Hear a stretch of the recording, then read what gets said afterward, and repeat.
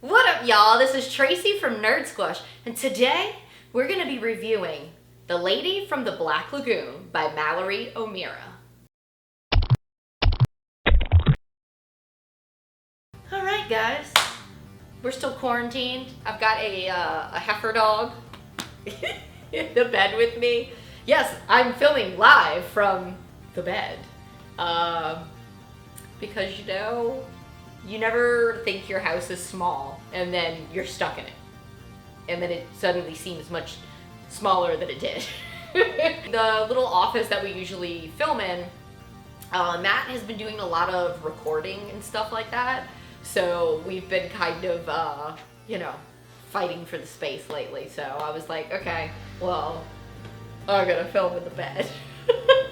I should probably address this. I might be going crazy. Maybe, I don't know. I was like sitting around the house, I was taking a nap, and I was like, I have wigs. I could just wear a wig right now. I could get wild, so we're getting wild. And I just figured if I'm gonna do a review on the creature from the Black Lagoon, I should have hair that is appropriate for the occasion. So here we are. Anyway, y'all know that I have been wanting to read this book forever. I am a huge fan of Creature. I'm a huge fan of the Universal Monsters. And so when I found out that this woman, Milicent Patrick, had created him, and I was like, I need to know more about her. I need to know this lady.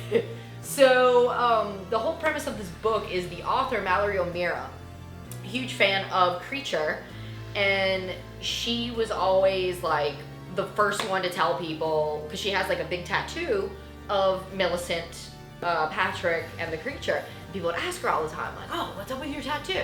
And she'd launch into the story, and she was always surprised by the amount of people, even with her like being in like Hollywood, that didn't know that this woman created the Creature. So she would just launch into these stories, and people would be like, you should really write a book about this. So she did, and I am extremely thankful she did, because my God, is it good. It's good. It's really good. I dug this so much. I mean, if the cover doesn't reel you in, the story will. It covers everything from the beginning of her life to the end. And what's cool is that Mallory weaves her own life story in the industry in with Milicent's, and compare, they're very similar. I think a lot of women have the same issues and problems to this day in Hollywood. Milicent Patrick was a fascinating woman to begin with. Her dad did construction on the Hearst Castle in California, which is like, whoa, that place is crazy looking. So she grew up in this like luxurious area, because they would often go stay there or whatever. And then from there, she was just, I think that kind of sparked her love of fanciness. Put that pinky up. But she was just super creative. She made all of her own clothes. Everywhere she went, she dressed to the nines. Like, they have a lot of pictures in the book, and she's always wearing these gowns with these like crazy necklaces and large earrings, just very showy, she's a gorgeous woman.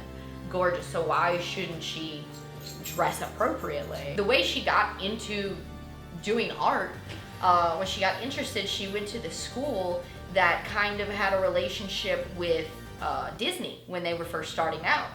And Walt Disney saw her art, and he was like, yo girl, I need you, boo.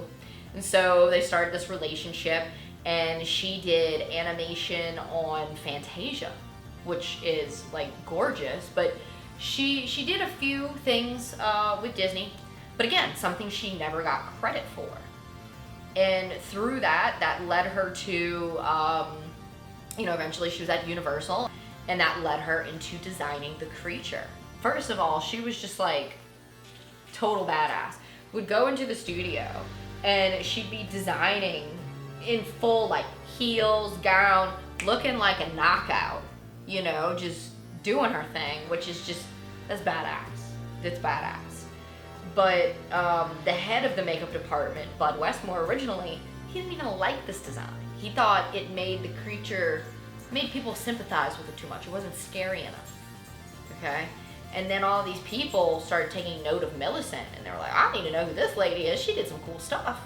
And he didn't want her to have the credit for it. And so this woman did all this fantastic art and all this work and never got the credit, all this stuff. It's crazy. She lived a fascinating life. The woman went through husbands like Kleenex. And, you know, the first two of them, tragic stories, like just very Hollywood. I feel like everything about her life was just extremely Hollywood. And it's crazy. Like, I was reading it and it's like, you know, just a person living in Southeast Louisiana, just big chillin'. The most exciting thing happening is me wearing this green wig during quarantine making this video. So I'm reading this book and I'm like, this is crazy. The way Mallory O'Meara tells her story is great. Mallory, low-key, that girl is funny. Like, she's really, really funny. So she's constantly cracking jokes and stuff like that. And she just tells her story so well. Obviously, if you're a Universal Monsters fan, a creature fan, a horror fan, this is a book you should read. But I think even if you're not into horror and the creature from the Black Lagoon, Milicent Patrick's story is so fascinating and so interesting.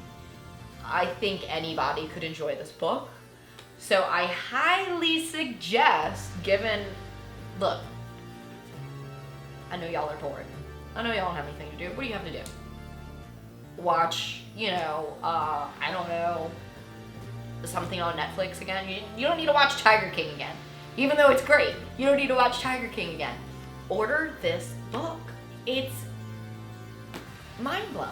It's mind-blowing, and it's fascinating to me, like, how different, and at the same time not different, things were in, you know, the movie industry back in the day. And I am in love. A big reason that, you know, I think a lot of people are in love with the Universal Monsters is the first time they were introduced to horror, first time they were introduced to monsters. And all of those monsters, some people may look at it and think, oh, that makeup's so cheesy or whatever. I think they hold up. You know, everything today is CGI. And I get it. It's easier and it's cheaper to do. I get it. But there's something about a suit. And I think the thing about Milicent is she was so good at designing a character, a creature that, you know, the creature is so different from all the other Universal monsters because here's a monster you see in full daylight.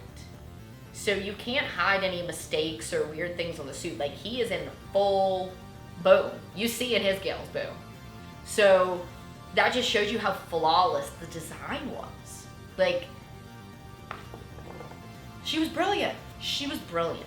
And I just, like Mallory, wish and hope that through this, more people will learn about Milicent and more people will talk about Milicent and her legacy will be known. I would love to see what other cool creatures she would have come up with and created that would be legendary, iconic movie monsters that we'll never know what could have come out of that creativity. But she was cool. She was cool. She was definitely a trailblazer for all the women working in the movie industry, but especially the horror movie industry.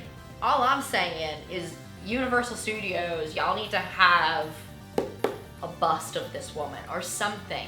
Y'all need to put something in the park. Okay, we need to talk about this. I know, like, they're supposed to do, there's rumors, nothing is, like, for sure at this point. The Epic Universe Park is supposed to have a Universal Monsters area, okay? Which I'm very excited about if that's true. Because I've been saying, every time I've gone to Universal, I'm like, yeah, this is all, like, tight and everything, but, like, also, we need more monsters. This is your bread and butter, Universal. Why aren't we promoting this?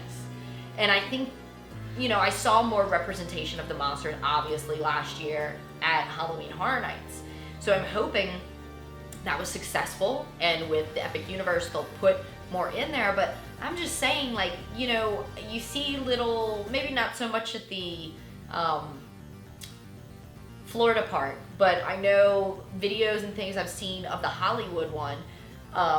There's like, you know, all these busts of Alfred Hitchcock and all these people that were part of big Universal movies. Put your girl in there. She's beautiful, and she created one of your most popular monsters. But that's my rant on that for today. Let me know in the comments below if you've heard of Milicent Patrick's story before, or if this is the first time you're hearing about her. And if it is, go read more. Read this book, learn this woman's story. She's great. She's great. What more do I need to say? Thank you guys for watching. Don't forget to subscribe, and I'll catch you nerds later.